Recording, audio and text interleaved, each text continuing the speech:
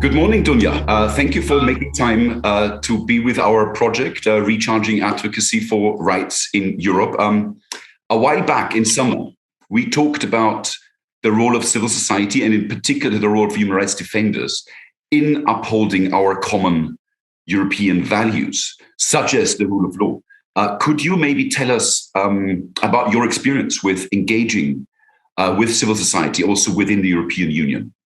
First of all, thank you for inviting me for this chat on a particularly important topic when it comes to my work, the mandate of the Commissioner for Human Rights. I think it goes without saying to recognize that human rights defenders are key partners of the Council of Europe.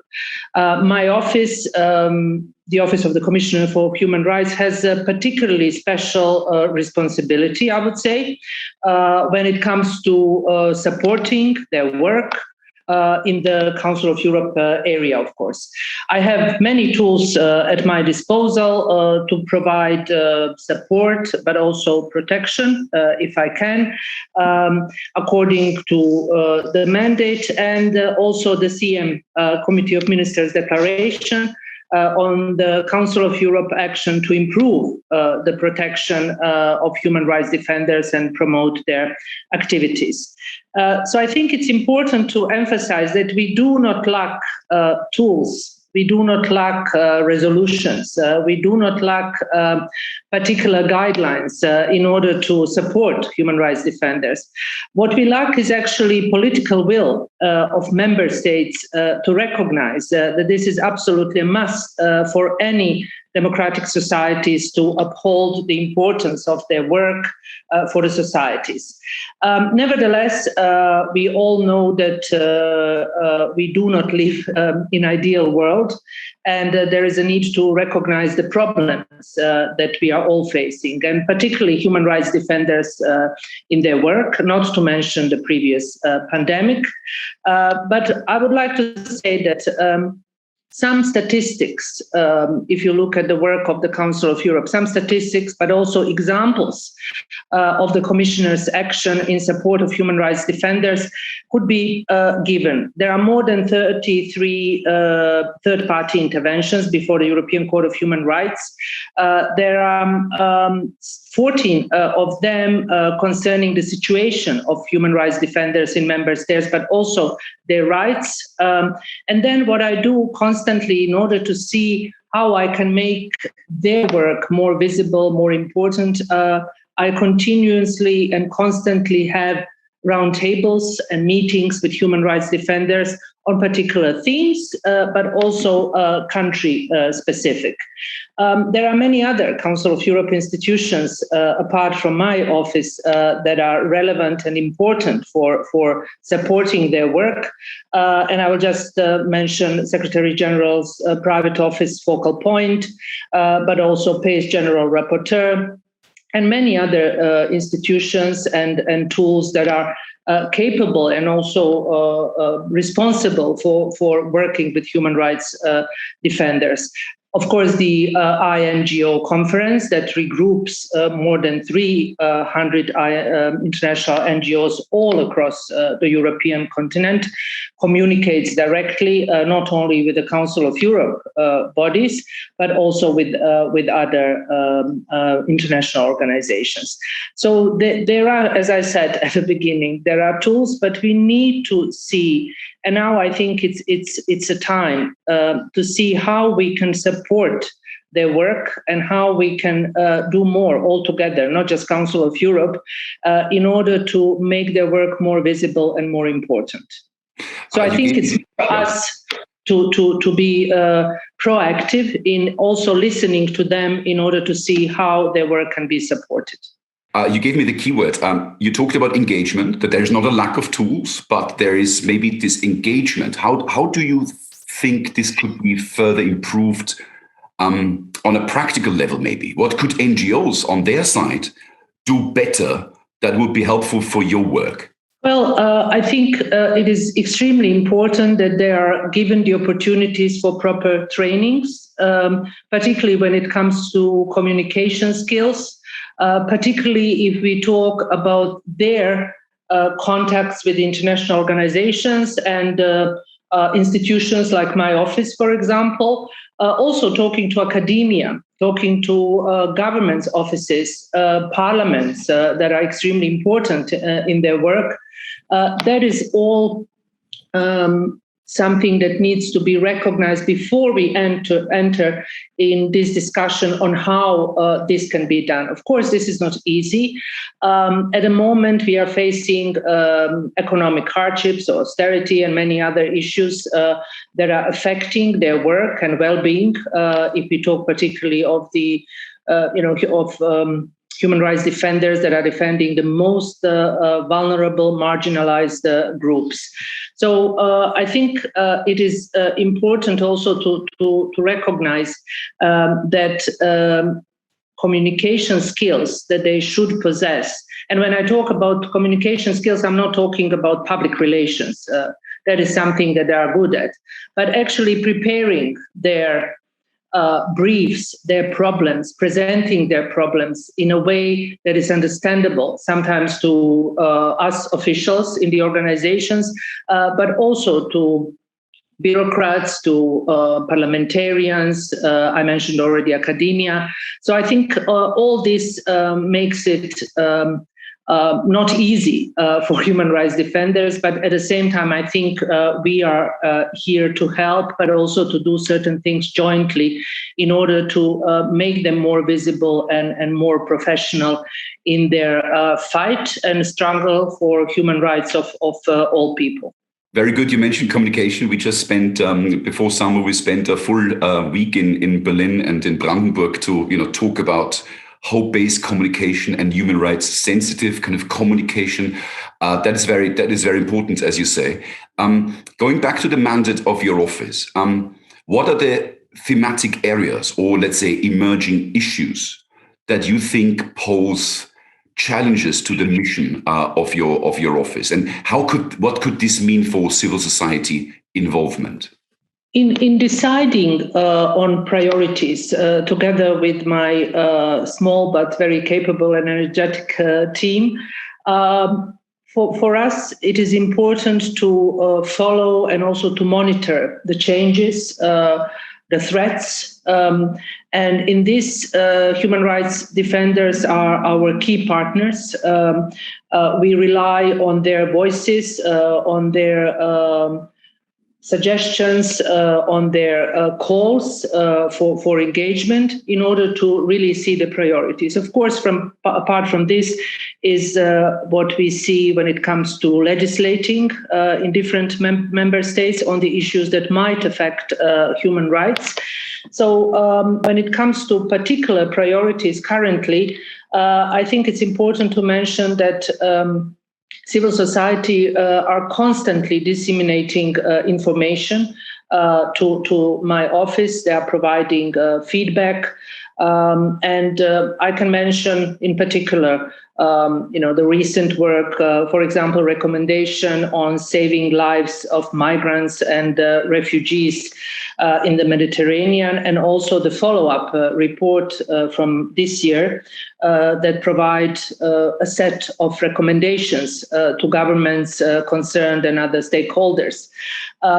So in addition to me being present, for example, in Greece or in some other states that are faced with this huge problem, and my visits to the camps and talking to NGOs, migrants, governments, in addition to this, there is a need for more information, more discussion before I decide to publish something that should be 100% accurate, checked, double-checked, triple-checked. And this is how we do this work and establishing trust with the human rights defenders, but I would also mention journalists and activists in general, in order to produce something that can be of help to all. So not just the NGOs but and human rights defenders, but also to the governments.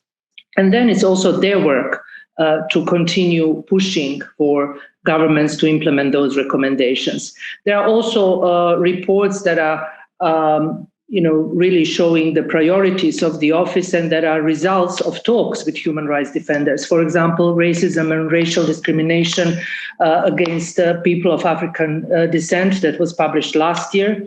And then also something that is quite hot topic at the moment, which is environmental rights activism in Europe from this year. And the recent roundtable I hold with LGBTI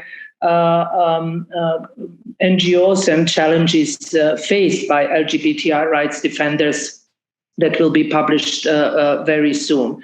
So the priorities are changing all the time, but there are also constant ones. And I think I mentioned already migration, vulnerable groups, environment and human rights, and many other topics that are constantly on the agenda of the office. I would just add something that I'm sure is of interest to you as well. It is human rights in the context of the development of artificial intelligence, which is also part of our work. But I just mentioned few, and there are many. Sometimes there are some issues that are not that public for obvious reasons. That includes safety of human rights defenders, but this is also a topic for maybe another time. You mentioned threats.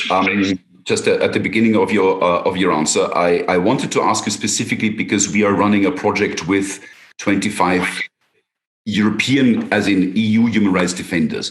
I fully realize that your mandate is much broader than of course, the 27 European member states. But if you would talk to our 25 participants, who, of course, some of whom experience backsliding, spillovers, threats to democracy, threats to fundamental rights, threats to rule of law standards, what would you tell them how to basically do more in defense of common values? Of course, as you rightly stated, there are differences among 47 member states when it comes to the rights and safety of the work, but also personal safety of human rights defenders working in the Council of Europe region and beyond as well. We cannot live in a bubble and just talk about particular, small group or this area when we talk about human rights. There is a need for solidarity and support, which is sometimes missing. My message, and this is nothing new, this is what I told human rights defenders and civil society representatives on many occasions. There is a need to more solidarity, but also more recognition of the work and defense of rights of particularly, groups that are not part of their agenda. So if you are defending rights of, for example, some vulnerable groups like Roma, it doesn't mean that you would not jump in order to show solidarity in defense of women's rights. So sometimes there is a need to join their voices and their forces in order to be more visible and more recognized by the governments as a very important interlocutor in this discussion. My office is consistently, I would say, engaged in awareness raising activities to promote a safe and enabling environment for human rights defenders. We use the tools and standards. I constantly talk to them, but I also use the tool that I think is quite powerful in my toolbox, which is this possibility to have third-party intervention before the court, and also to use Rule 9 in execution of the judgments that are related to human rights defenders. So those are particularly, I would say, powerful tools in defense of their rights. So the main elements of such an environment include, I would say, safety from attacks, intimidation, and other forms of reprisal, fight against impunity when that's the case, access to rapid response mechanism protecting human rights defenders in danger, and effective remedy, of course. So sometimes I think their right to free expression is also under attack. And this is also a possibility for us in international organizations to do more. But for them to be able to do more, I would again come back to this, what I already mentioned, is the way they would present their case, the way they would reach out to a broader public in order to explain why this is a problem, why it is a problem in certain country for pushing away LGBTI people.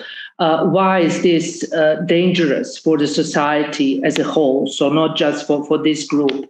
In explaining this, there is a need for them to maybe go through particular training, or there is a need for more help in educating certain groups defending rights in order to present their cases, because they are courageous already. So they do not need our help in order to be more vocal, more loud, more present. They know how to do this. I learned from them on many occasions. So the courage is there, but presenting the case is an issue that needs to be elaborated a bit more. Thank you for pointing us to the skill of advocacy, and also we are truly aware that this is fundamentally important for the work of defenders. Maybe a last question, because you started out by saying you or we have the tools. And that is certainly true. And in the case of the Council of Europe, these are, of course, legal.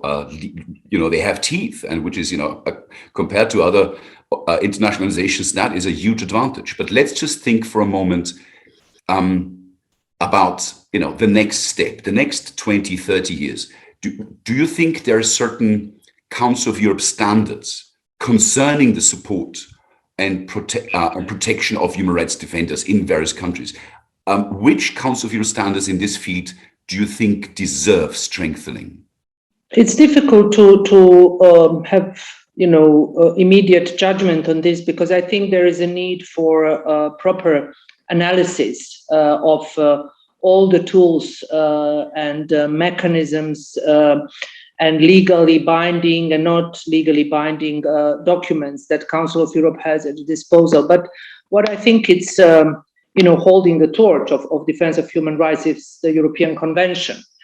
So with this, I think it's more than enough for anyone to start, the work, because based on this, all these mechanisms and resolutions were produced and adopted. My personal opinion is that, at least at the moment, there is no need for more. I think it is all there. How it is used by the states, and how is this something that governments of 47 member states are aware of in sense of really moving forward and implementing is another question. And we then come to the constant problem that we are all facing, and that is lack of political will by the governments, lack of leaders with courage and wisdom to say, yes, the state is going to implement this and we are going to protect our human rights defenders. There are some good examples, but now post-pandemic world doesn't look very rosy. So I think we need to recommit and really recognize what we have at a disposal, and not spend hours of discussions in producing something that is more or less something we already have. So I think, human rights defenders, they have their say, and they should have their say in the well-being of our societies. My office will continue working with them, listening to them, supporting them, protecting them, but I'm always for more. And when I say more, it is working with all stakeholders that could be of importance. This is not an issue that can be fixed by one particular office or one particular person. So that is why we need you, academia, We need other international organizations and mechanisms, particularly at the UN level. OSCE also already has some very important tools and possibilities. So there is also a need not to duplicate in order to move forward and see particularly visible results.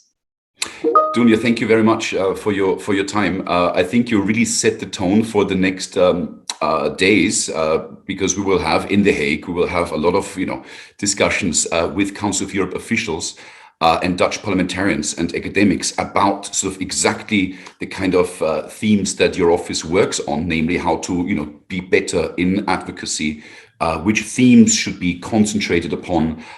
So thank you very much for your wonderful talk with me.